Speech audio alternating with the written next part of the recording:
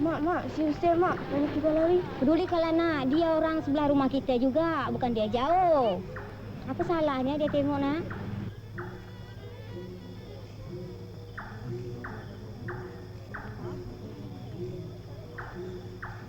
Anak Cina menjual tahu. Mari dijual bertempat-tempat. Anak Cina menjual tahu. Mari dijual bertempat-tempat. Kalau cik adik hendaklah tahu, sayang itulah dia renung makrifat. Kalau cik adik hendaklah tahu, sayang itulah dia renung makrifat. Kelat pisang kelat, muka bujur taik lalat. Batu pisang batu, bintang banyak bulan satu. Alah emak kawinkan aku, kawinkan aku, kawinkan aku, kawinkan aku, kawinkan aku, kawinkan aku, kawinkan aku, kawinkan aku,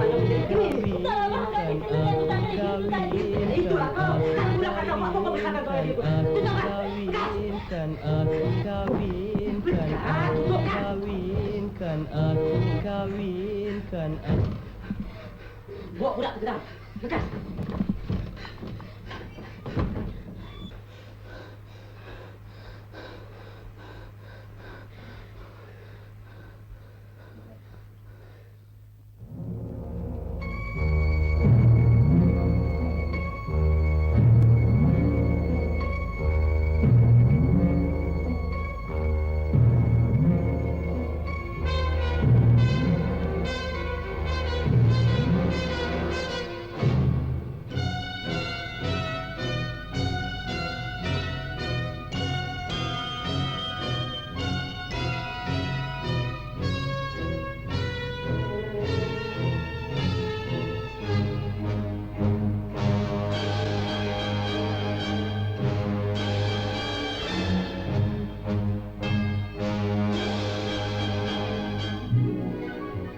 Tiap-tiap 1000 orang di Malaysia ini, seorang ada mengidap sedikit sebanyak penyakit otak.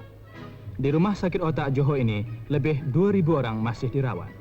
Tiap-tiap hari, ada saja hal-hal baru berkenaan dengan penyakit ini yang hendak diperiksa. Sekarang, kita bincangkan hal Encik Hussein bin Rosman. Kita semua tahu perkara mustahak dalam halnya. Boleh kau beritahu kami masalah mengobatinya? Si sakit selalu gelisah. Ia masih berada di dalam keadaan panah dan tak sedar serta lalai. Adakah masalah masyarakat? Ia dibuang kerja tanggung oleh abangnya. Saya cuba dapatkan balik kerja lamanya. Mula-mula kita cuba dia bekerja di dalam taman bunga. Sesudah dia menetap situ, pindahkan dia kepada kerja-kerja lebih berguna. Baik, boleh kita lihat dia sekarang?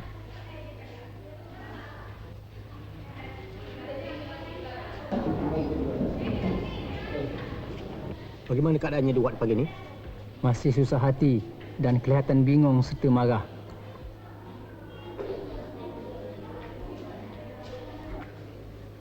Perkaranya tidak begitu susah. Ubat bius boleh memulihkan keadaannya. Sekarang kita bincangkan hal Encik Isah binti Abdullah. Boleh mulakan, doktor? Perempuan ini susah hati telah berminggu-minggu sebelum dibawa. Ia selalu menangis dan cuba mencederakan diri sendiri. Ada masalah pergaulan? Perkahwinannya kurang bahagia. Dia tidak dipedulikan suaminya yang joli itu. Keadaan Aisyah tak berapa teruk dan ia mengidap penyakit ini dengan tak semena-mena. Kenapa abang jadi begini? Sedikit pun abang tak mau mengambil tahu penderitaan batin Cah.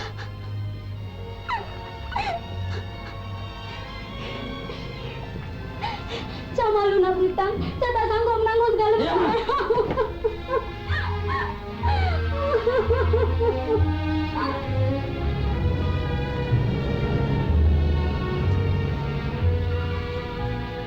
Sudahlah, Kak. Janganlah diturutkan perasaan yang marah. Kerana kesihatan kakak mungkin akan terganggu lagi. Bersabarlah, Kak. Sudah nasib kita begini. Suatu hari, suami Aisyah sedang bersia-sia dengan seorang kawannya apabila Dia tak tahan bila mendengar Cik Dolah dan kawan perempuannya terlibat dalam kemalangan. Syekh Abdullah dengan kawannya mendapat kemalangan teruk dan mereka berada di hospital sekarang. Ya Allah, biar dia mati. Dia mesti mati. Kak, kakak.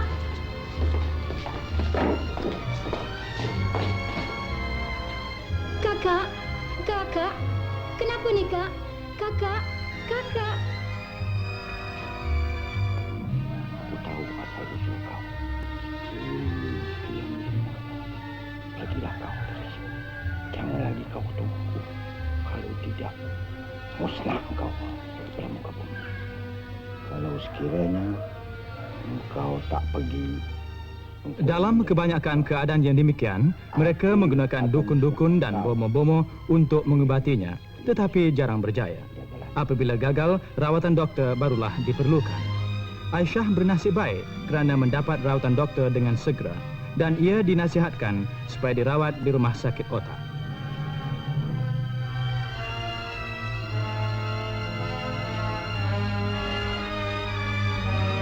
Saat saja otaknya tidak waras. Ada lebih baik kita hantar dia ke rumah sakit otak untuk dirawat. Adakah ia selalu muram dalam wad? Ya, ia selalu menangis dan berkata, biarkan saya mati. Kita akan menggunakan perubatan secara karen. Ia terlalu susah hati dan terharu dan boleh jadi berbahaya. Bagaimana masalah dalam pekerjaan menyembuh? Kita boleh cuba ia di dalam perkara masak-masak dan mengajar pekerjaan seperti menganyam dan jahit. Lawatan ke kelab orang-orang sakit dan ke bilik bersolek akan mengurangkan keronsingannya. Di dalam tahun 1956, lebih daripada 1,200 orang dirawat di Rumah Sakit Otak Tampoy, Johor.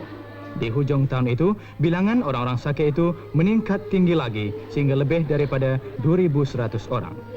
Kebanyakan daripada mereka baik setelah dirawat dalam beberapa minggu saja. Kenaikan bilangan ini ialah disebabkan oleh kesedaran orang ramai, iaitu penyakit-penyakit otak boleh diubati dan beberapa kemudahan-kemudahan disediakan untuk rawatan itu.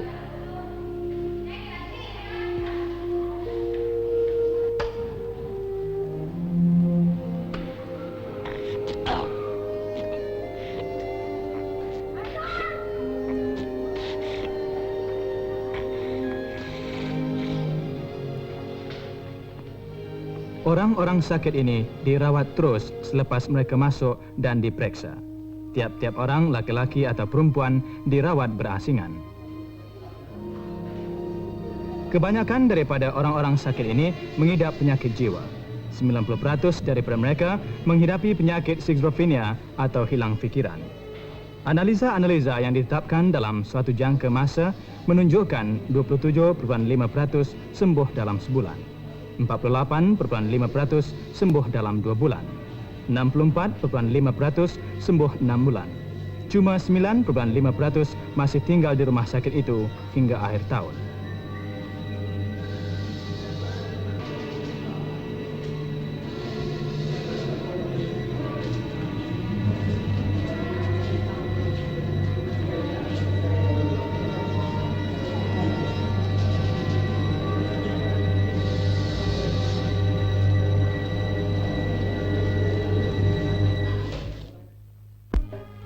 Pembesar-pembesar suara ada disediakan di ward-ward di rumah sakit itu supaya orang-orang sakit dapat menikmati siaran-siaran biasa daripada Radio Malaysia untuk hiburan mereka.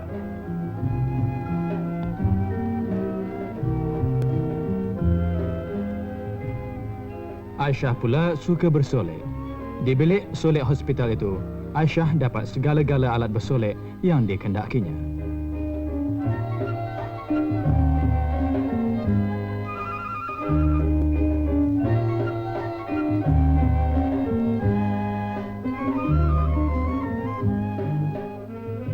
Pakar-pakar yang khas mengubat orang-orang sakit di sini. Orang-orang sakit di sini sentiasa digalak membuat pekerjaan yang berguna. Menjahit dan membuat pakaian adalah salah satu daripada kerja-kerja yang dapat menyembuhkan penyakit-penyakit mereka.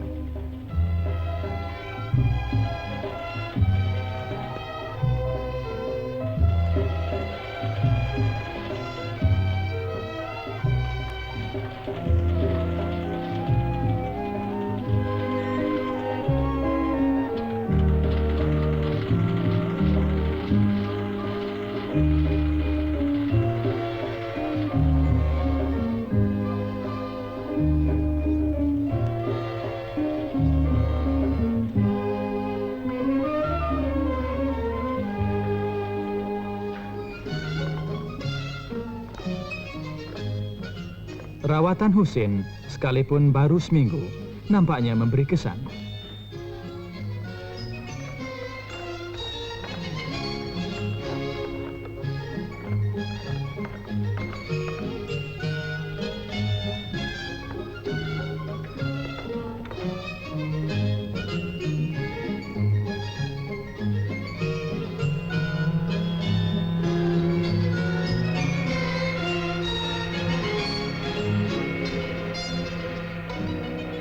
Di hospital ini lebih daripada 2.000 orang sedang dirawat oleh sekumpulan doktor dan kaki tangan yang sangat berusaha. Penyelia perubatan di sini sentiasa melawat semua ward-ward. Rawatannya sungguh rapi.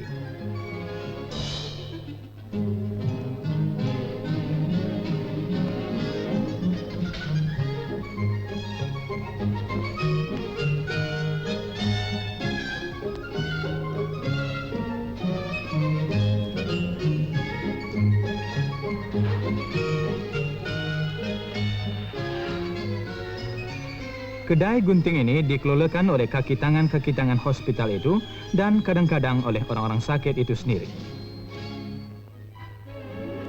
Taman bunga ini menjadi tumpuan suka ramai, termasuklah juga Husein. Mereka menanam, menjaga dan menyiram dengan bersungguh-sungguhnya. Kadang-kadang mereka ada juga bergurau senda.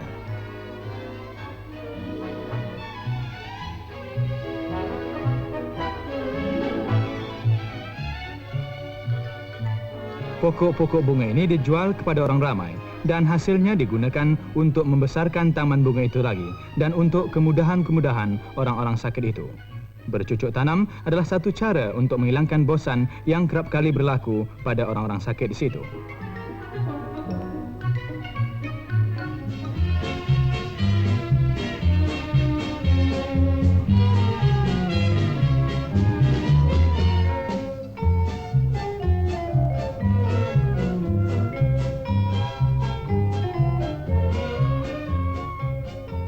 Ribu orang bermakna juga 2.000 pasang pakaian yang mesti dicuci dan digosok tiap-tiap hari. Satu tanggungan yang besar, tetapi kebersihan lebih mustahak lagi daripada perbelanjaan.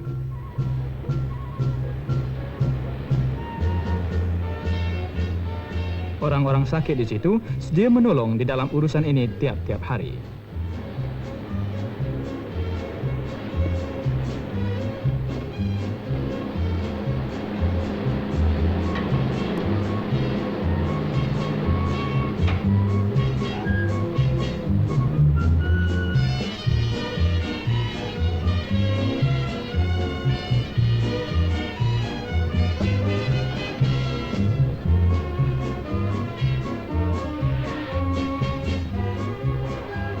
Mau makan ayam? Lebih daripada 200 ekor ayam disembelih 2 kali seminggu di sini.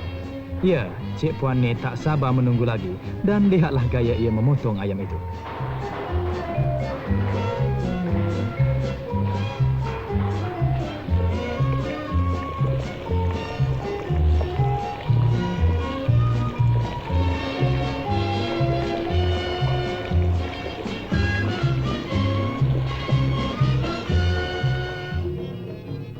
Kisah Husein, penyakitnya bertambah-tambah, menjadi-jadi disebabkan bukan saja oleh kehilangan pekerjaannya, tetapi juga oleh kehilangan tunangnya. Apabila terdengar saja lagu yang disukainya, hatinya gelisah dan menyebabkan ia mengidap penyakitnya semula. Kalau di Pinang, Pinang tak dapat.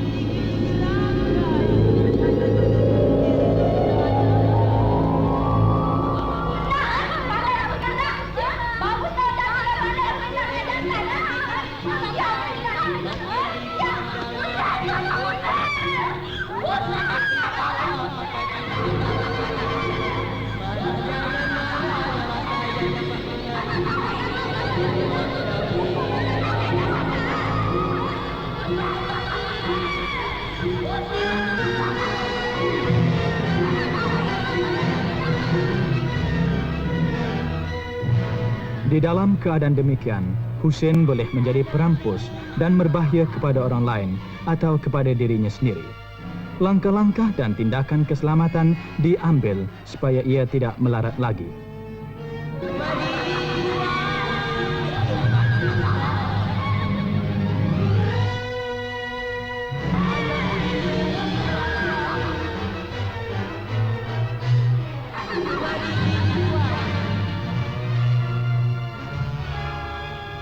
banyak hal. Mesti lari cepat cik betul. Cepat. Cepat, bisa lari. Sen.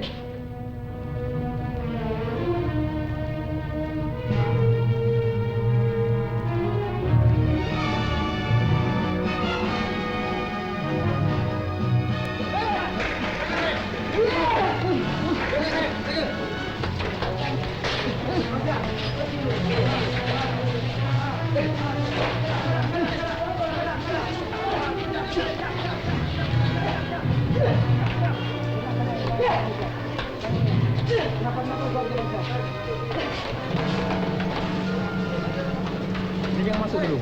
Atang sama tim tunggu di sini. Hussein tak boleh lari ke mana-mana lagi. Sebab di dalam bilik ini tak ada pintu. Bila dia keluar, kita bawa dia balik ke wad. Baiklah, kita tunggu di sini saja. Bukan pula. Si Osman rupanya. Tidak, dia tak tahu kaki sendiri. Kau tahu banyak jaga awal. Satu lain yang dia bilang kan. Kita nak bersihkan kaca-kaca dalam bilik itu untuk secret. Malam-malam. Wah, kita tak boleh jadi sangki. Kita bawa telefon doktor. Tak apa. Aku takut dia terpijak. Tapi kalau dia buat senjata nikam diri dia, panjanglah cerita. Alamak, saya juga tak kena muka aku.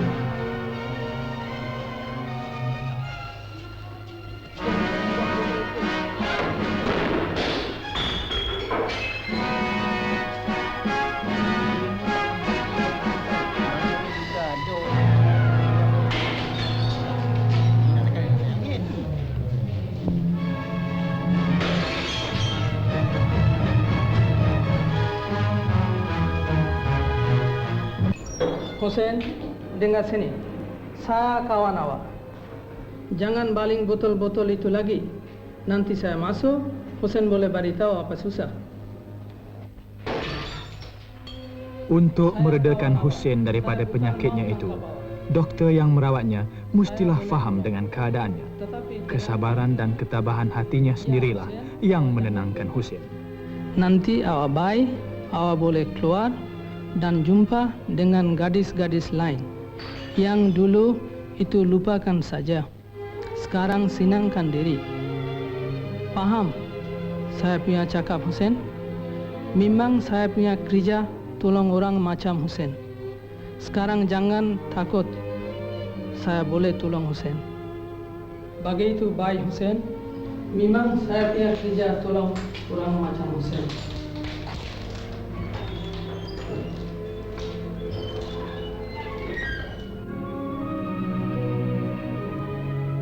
Pekerjaan-pekerjaan yang menyembuhkan ada bermacam-macam caranya. Melukis dan membuat barang-barang adalah sebahagian daripada pelajaran orang-orang sakit itu.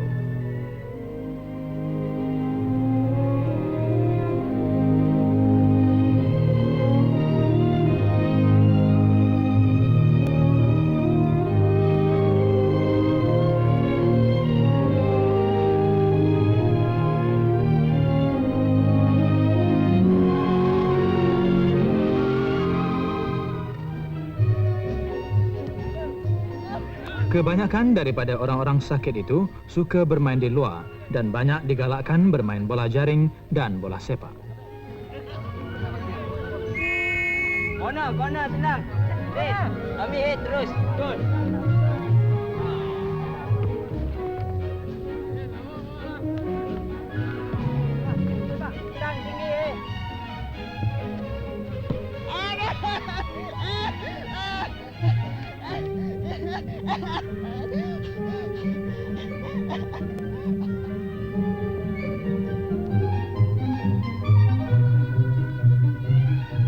Rumah sakit ini juga lengkap dengan alat perkakas untuk kecemasan seperti yang terjadi kepada Hussein, dan pembedahan-pembedahan yang kecil-kecil boleh juga dilakukan di sini.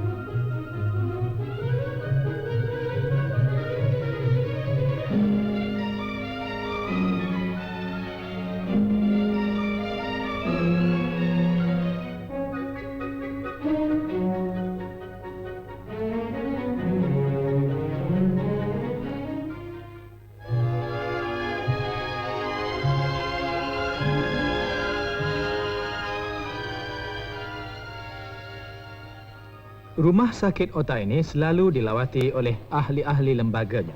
Biasanya seorang daripada ahli-ahli itu ialah seorang doktor dan seorang lagi wakil masyarakat yang kenamaan. Di sini seorang ahli bertanyakan keadaan kaki Husin yang berbalut itu. Husin pula menerangkan kepadanya yang ia telah jatuh apabila bermain bola, tetapi sekarang sudah baik.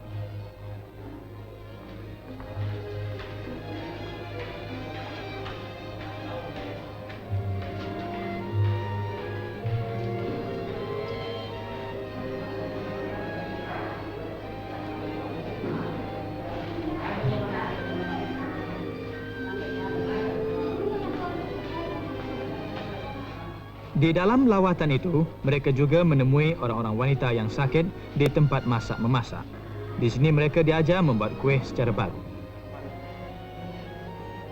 Sungguh sedap.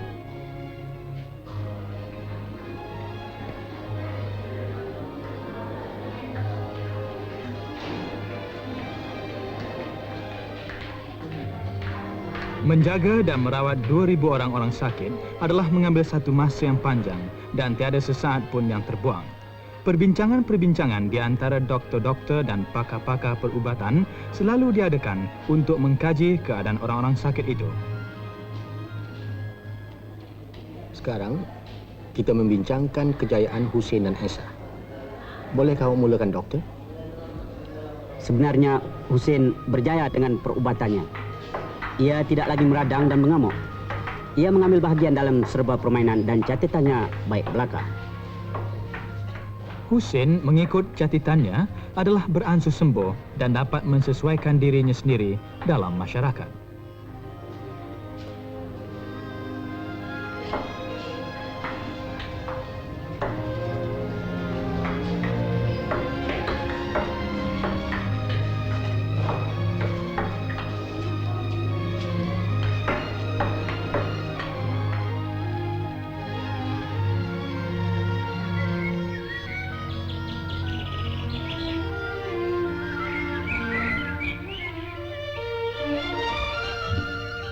Rumah sakit ini juga ada kebun sayur yang luas dan tanam-tanaman di sini cukup dan tak payah dibeli dari luar. Orang-orang sakit itu suka bekerja di luar dan di tempat yang berhawa bersih sambil menjalankan tugas.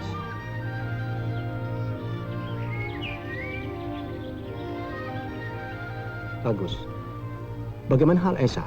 Bolehkah terangkan keadaannya sekarang, doktor? Saya terpaksa memberinya 4 perubatan secara karen. 2 minggu. Ia telah bertenang. Ia tidak lagi menangis dan tidak juga muram. Ada lagi apa-apa hal?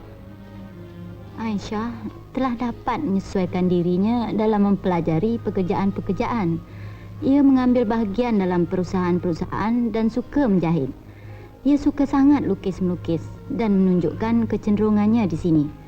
Saya ada beberapa buah lukisan untuk panduan tuan bagi mengkaji nilaian keadaannya.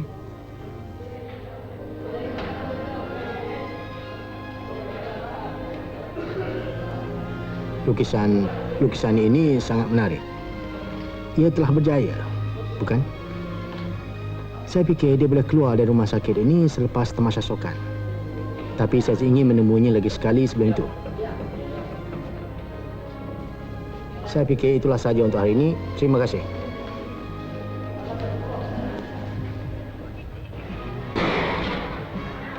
Hari Sukan ialah satu hari yang meriah untuk kaki tangan dan orang-orang sakit di situ. Keluarga-keluarga dan kawan-kawan mereka memberi galakan dan semangat kepada mereka. Kebanyakan daripada perlawanan-perlawanan itu diambil bahagian oleh orang-orang sakit itu seperti Husin dan Aisyah.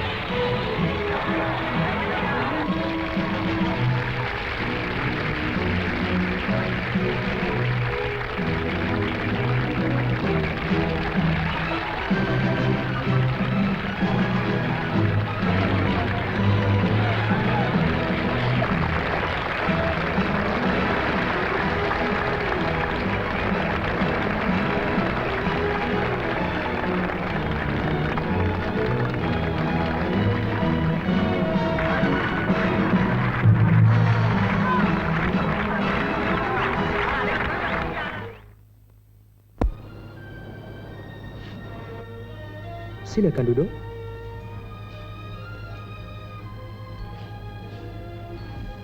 Selamat tengah hari. Selamat tengah hari. Awak sudah pun melihat Cik Aisyah. Cik Aisyah sudah baik dan boleh pulang. Tolong perhatikan Cik Aisyah memakan ubatnya selalu. Terima kasih, doktor. Tolong tengok dan jagalah dia baik. Boleh pergi. Selamat tinggal. Terima kasih, Tuan Doktor. Selamat jalan.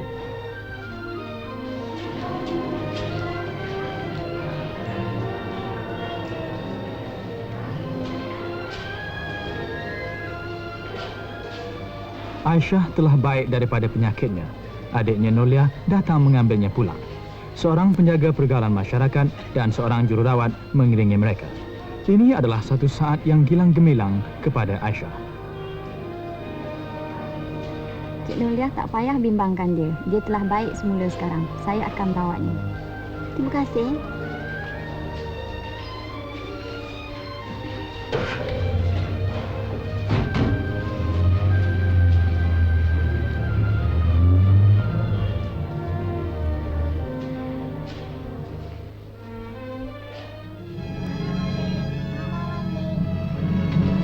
Mana makan? Ha? Anda makan ni? Mana baju ni? Tak pakai baju.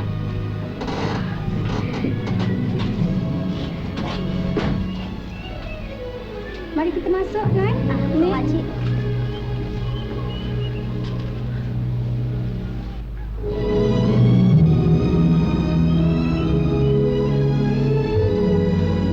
Abang berasa gembira kerana Syah dah balik. Syah nampaknya sungguh sihat. Abang dan anak-anak berasa runsing kerana Syah tak sama-sama di rumah. Kenapa badan abang tu penuh dengan cat? Abang cuba nak menghabiskan menyapu cat rumah ni. Tapi belum habis. Syah dah balik terlebih awal lagi. Dah 2-3 hari abang dah mengecatkan rumah ini, Kak. Kaki abang tu macam mana, ada kurang? Nampaknya kuranglah sikit. Aisyah dan Dola tersipu-sipu dan tergamam sebab mereka telah lama berpisah. Tetapi perasaan bersuami isteri di antara mereka menyenangkan hati kedua-duanya itu. Kesilapan-kesilapan mereka di antara satu sama lain kesemuanya telah dilupakan sewaktu mereka memulakan penghidupan baru.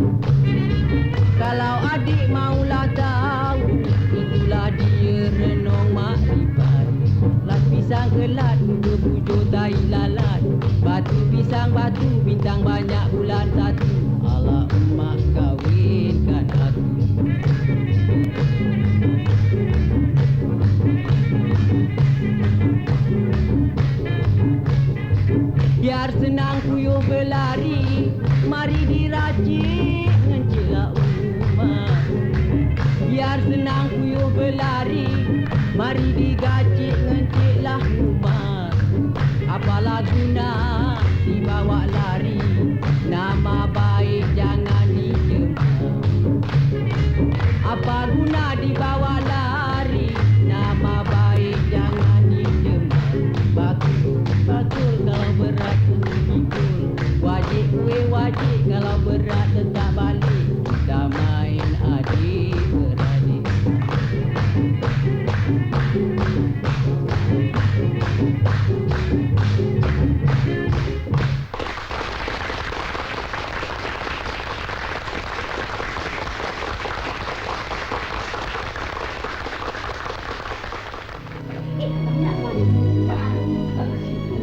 Baik-baik sikit bang, nanti jatuh. Bukan kuat sangat Cik Rita ni. Kakinya sakit. Baik-baik, nanti jatuh tadi. Dia bersungguh nampak rumah ni. Dia akan masya agaknya. Tak ada apa-apa. Cuma kami nak membawi cat yang lama tu. Kebetulan lah pula. Alah, abang tu. Orang-orang sakit di sini tidak dilupakan apabila mereka telah pulih dan keluar dari rumah sakit itu. Segala-gala kemudahan dan langkah-langkah lain untuk mengobatinya di rumah mereka sendiri boleh dilaksanakan jika perlu. Aisyah dan suaminya selalu dilawati oleh pegawai kemasyarakatan dan didapatinya mereka di dalam keadaan gembira. Cik Dola, janganlah bimbang. Keadaan Cik Aisyah, saya rasa dah pulih. Saya berani jamin, saya yang menjaga dia semasa dia berada di tempat rawatan. Berpakatlah baik-baik ya dengan jiran-jiran sekampung ya. Iyalah, Aisyah. Terima kasih Cik Farida. Husin juga telah baik dan telah bekerja, taat pada kerjanya dan semoga berbahagia.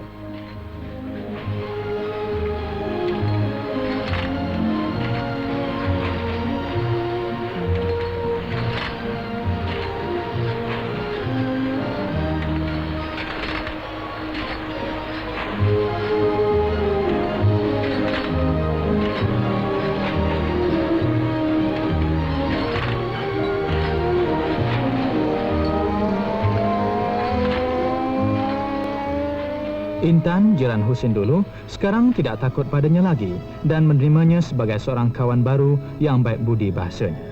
Husin adalah seorang daripada yang bernasib baik sebab ia lekas mendapat rawatan. Dengan sebab itu, rumah sakit itu dapat memasukkan ia semula ke dalam masyarakat selepas beberapa minggu saja dirawat. Inilah suatu kemajuan yang diperolehi oleh rumah sakit kita hari ini.